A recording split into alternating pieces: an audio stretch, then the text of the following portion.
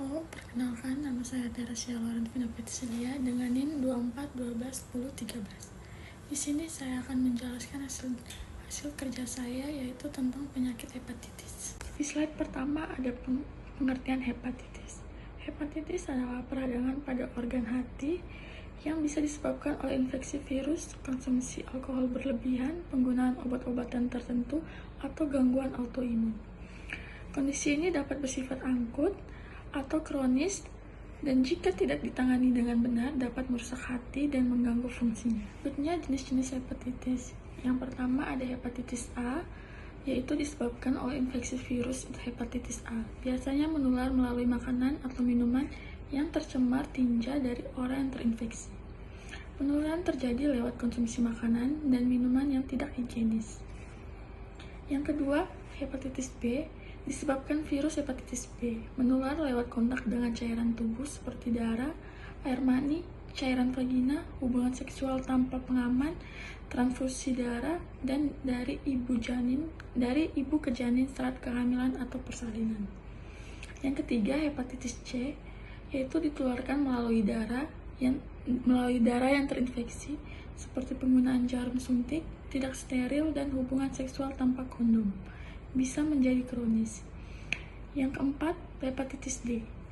Virus hepatitis D hanya bisa berkembang jika seseorang sudah terinfeksi hepatitis B terlebih dahulu, penularan melalui darah dan kontak cairan tubuh.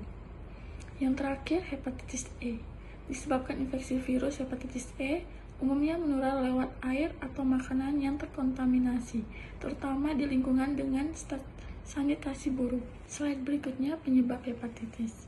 Yang pertama, hepatitis A dan E sering muncul sebagai kejadian luar biasa, ditularkan secara fekal oral, biasanya berhubungan dengan perilaku hidup bersih dan sehat, bersifat akut dan dapat sembuh dengan baik.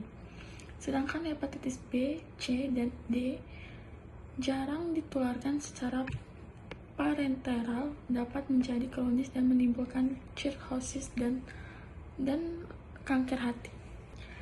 Yang berikutnya, mekanisme atau proses patofisiologi hepatitis. Yang pertama, mekanisme atau proses patofisiologi hepatitis, khususnya hepatitis B, melibatkan beberapa fase yang berkaitan dengan interaksi antara virus hepatitis dan sistem imun inang.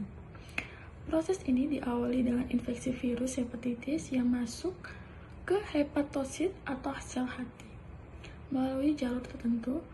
Kemudian virus melakukan replikasi di dalam sel hati dengan mengubah DNA sel menjadi bentuk yang stabil bernama covalently closed circular DNA.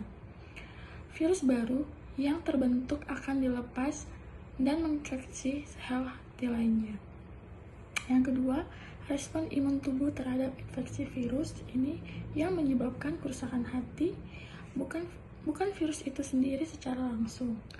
Sel T sitotosik dan sel natural killer mengenali dan menyerang hepatosis yang terinfeksi, melepaskan sitokin inflamasi yang menimbulkan peradangan dan kerusakan sel hati. Proses inflamasi ini dapat mengakibatkan kerusakan jaringan hati, apoptosis, dan neurosis hepatosis yang akhirnya menyebabkan gangguan fungsi hati seperti peningkatan enzim hati dan icterus. Slide berikutnya dampak atau komplikasi penyakit hepatitis. Yang pertama, fibrosis hati. Fibrosis hati terjadi ketika jaringan hati yang rusak diperbaiki oleh tubuh dengan pembentukan jaringan parut secara berlebihan akibat peradangan kronis. Kronis dapat mengganggu fungsi hati. Yang kedua, sirosis hati. Sirosis merupakan tahap lanjut dari fibrosis yang lebih parah.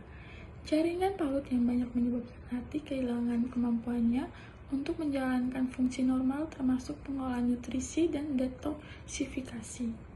Yang ketiga, gagal hati adalah kondisi di mana hati mengalami kerusakan hebat sehingga tidak dapat berfungsi sama sekali.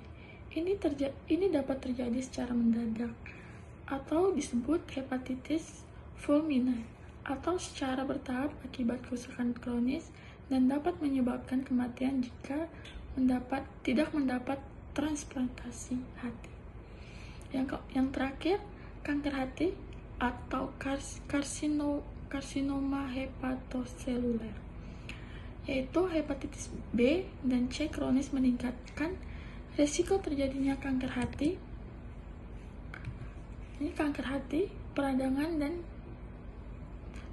dan sirosis yang berlangsung lama dapat memicu mutasi sel dan perkembangan kanker hepatoseluler. Slide berikutnya, kaitan penyakit hepatitis dengan aspek gizi atau status nutrisi pasien.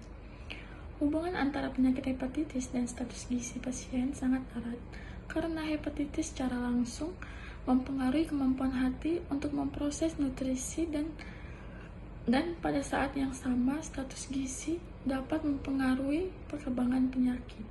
Penanganan gizi yang tepat sangat penting untuk mendukung pemulihan hati dan mencegah komplikasi lebih lanjut. Sekian dari saya, terima kasih.